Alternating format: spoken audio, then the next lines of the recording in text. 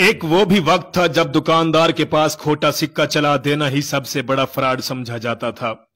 ये उन दिनों का जिक्र है जब मास्टर अगर बच्चे को मारता था तो बच्चा घर आकर अपने बाप को नहीं बताता था, और अगर बताता तो बाप उसे एक और थप्पड़ रसीद कर देता था। ये वो दौर था जब एकेडमी का कोई तसव्वुर न था और ट्यूशन पढ़ने वाले बच्चे निकम्मे शुमार होते थे। बड़े भाइयों के कपड़े छोटे भाइयों के इस्तेमाल में आते थे और ये कोई मायूब बात नहीं समझी जाती थी। लड़ाई के मौका पर कोई हथियार नहीं निकालता, सिर्फ इतना ही कहना काफी होता था कि पुत्र चल मैं तेरे अब्बे नू दसांगा। यही सुनते अक्सर मुखालिफ फरीक का खून खुश्क हो जाता था। उस वक्त के अब्बा जी भी कमाल के थे। सुबह सवेरे फजर के वक्त कड़कदार आवाज में सबको नमाज के लिए उठा दिया करते थे। बेतलब इबादतें करना हर घर का मामूल था। किसी घर में मेहमान आ जाता तो इर्द गिर्द के हमसाए हसरत भरी नजरों से उस घर को देखते और फरमाइशें की जाती कि मेहमानों को हमारे घर भी लेकर आएं। जिस घर में मेहमान आता था वहां पेटी में रखे फिनाइल की खुशबू मिले बिस्तर निकाले जाते, खुश आमदीद और शेरों की कढ़ाई वाले तकिए रखे जाते, मेहमान के लिए धुला हुआ तौलिया लटकाया जाता और गुस्ल खाने में नए साबुन की टिकिया रख दी जाती थी। जिस दिन मेहमान ने रुखसत होना होता था तो सारे घर वालों की आंखों में उदासी के आंसू होते थे। मेहमान जाते हुए किसी छोटे बच्चे को 10 रुपए का नोट पकड़ाने की कोशिश करता तो पूरा घर उस पर एहतजाज करते हुए नोट वापस करने में लग जाता। ताहम मेहमान बहर सूरत ये नोट देकर ही जाता। शादी ब्याहों में सारा मोहल्ला शरीक होता था और शादी गमी में आने जाने के लिए एक जोड़ा कपड़ों का अलहदा से रखा होता था जो उसी मौका पर इस्तेमाल में लाया जाता। जिस घर में शादी होती उनके मेहमान अक्सर मोहल्ले के दीगर घरों में ठहराए जाते। मोहल्ले की जिस लड़की की शादी होती थी बाद में पूरा मोहल्ला बारी बारी मियां बीवी की दावत करता था।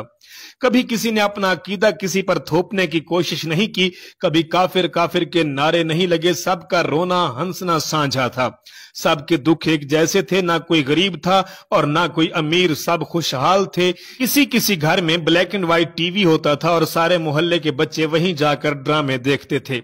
मासूमियत भरे पुराने दौर में अलमारियों में अखबारात भी अंग्रेजी के बिछाए जाते थे कि इनमें मुकद्दस किताबों के हवाले नहीं होते। छोटी से छोटी कोताही पर भी कोई ना कोई सुना सुनाया खौफ आड़े आ जाता था। जमीन पर नमक या मिर्चें गिर जाती थीं तो होशो हवास उड़ जाते थे कि कियामत वाले दिन इन्हें आंखों से उठानी पड़ेंगी। गदागरों को पूरा मोहल्ला जानता था और घरों में उनके लिए खसूसी तौर पर खुले पैसे यानी कि सिक्के ठिप्पे रखे जाते थे। मोहल्ले का डॉक्टर एक ही सुरैन से एक दिन में 50 मरीजों को टीके लगाता था, लेकिन मजाल है किसी को कोई इन्फेक्शन हो जाए। यरकान या शदीद सर दर्द की सूरत में मौलवी साहब माथे पर हाथ रखकर दम कर दिया करते थे और बंदे भले चंगे हो जाते थे। घरों में खत आते थे और जो लोग पढ़ना नहीं जानते थे वो डाकिये से खत पढ़वाते। डाकिया तो गोया घर का एक फर्द शुमार होता था। खत लिख भी देता था, पढ़ भी देता था और लस्सी पानी पीकर साइकिल पे चढ़ा ये जा वो जा। इम्तिहानात का नतीजा आना होता तो नस्रुम मिनल्लाहि व फतहुन करीब पढ़कर घर से निकलते थे और खुशी खुशी पास होकर वापस आ जाते थे। मौत वाले घर में सब मोहल्लेदार सच्चे दिल से रोते थे और खुशी वाले घर में हकीकी कहकहे लगाए जाते थे। हर हमसाया अपने घर से सालन की एक प्लेट साथ वालों को भेजता था और उधर से भी प्लेट कभी खाली वापस नहीं लौटी थी। मीठे की 3 ही इकसाम थी, हलवा, जर्दा, चावल और खीर। आइसक्रीम दुकानों से नहीं बल्कि लकड़ी की बनी रेहड़ियों से मिलती थी जो म्यूजिक नहीं बजाती थी। गली गली में साइकिल के मैकेनिक मौजूद थे, जहां कोई ना कोई मोहल्लेदार कमीज का कोना मुंह में दबाए पंप से साइकिल में हवा भरता हुआ नजर आता था। न्याज बढ़ती थी तो सबसे पहला हक बच्चों का होता था। हर दूसरे दिन किसी न किसी गली के कोने से आवाज आ जाती कि कुड़ियो मुंडियो शय वंडींदिए ले जाओ, और आन की आन में बच्चों का जम्मे गफीर जमा हो जाता और कई आवाजें सुनाई देती कि चाचा मेरे भाई दा हिस्सा भी दे दियो। दूध के पैकेट और दुकानें तो बहुत बाद में वजूद में आई। पहले तो लोग बहाने से दूध लेने जाते थे। गुफ्तगू ही गुफ्तगू थी, बातें ही बातें थी, वक्त ही वक्त था।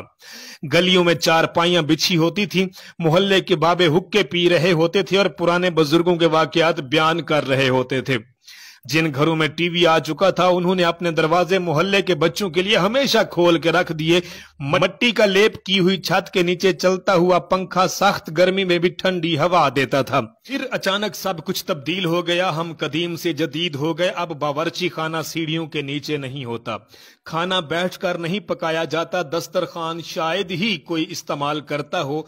मंजन से टूथपेस्ट तक के सफर में हमने हर चीज बेहतर से बेहतर कर ली है, लेकिन पता नहीं क्यों इस कदर सहूलतों के बावजूद हमें घर में एक ऐसा डब्बा जरूर रखना पड़ता है जिसमें डिप्रेशन, सर दर्द, ब्लड प्रेशर, नींद और विटामिन की गोलियां हर वक्त मौजूद हों। 1950 से 1999 में पैदा होने वाले हम खुश नसीब लोग हैं, क्योंकि हम वो आखिरी लोग हैं जिन्होंने मिट्टी के बने घरों में बैठकर परियों की कहानियां सुनी। हम वो आखिरी लोग हैं जिन्होंने लालटेन यानी कि बत्ती की रोशनी में कहानियां भी पढ़ी। हम वो आखिरी लोग हैं जिन्होंने टाटू पर बैठकर पढ़ा, बल्कि घर से बोरी तोड़ा लेकर स्कूल जाते थे और उस पर बैठते। हम वो आखिरी लोग हैं जिन्होंने बैलों को हल चलाते देखा। हम वो आखिरी लोग हैं जिन्होंने मिट्टी के घड़ों का पानी पिया, बगैर बिजली के ट्यूबवेल देखे, नहाए, गांव के दरख्त से आम और अमरूद भी तोड़कर खाए, पड़ोस के बुजुर्गों से डांट भी खाई, लेकिन पलट कर कभी बदमाशी नहीं दिखाई। हम वो आखिरी लोग हैं जिन्होंने ईद का चांद देखकर तालियां बजाई और घर वालों, दोस्तों और रिश्तेदारों के लिए ईद कार्ड भी अपने हाथों से लिखकर भेजे। हमारे जैसा तो कोई भी नहीं, क्योंकि हम वो आखिरी लोग हैं जो गांव की हर खुशी और गम में एक दूसरे के कंधे से कंधा मिला के खड़े हुए। हम वो लोग हैं जो गले में मफलर लटका कर खुद को बाबू समझते थे।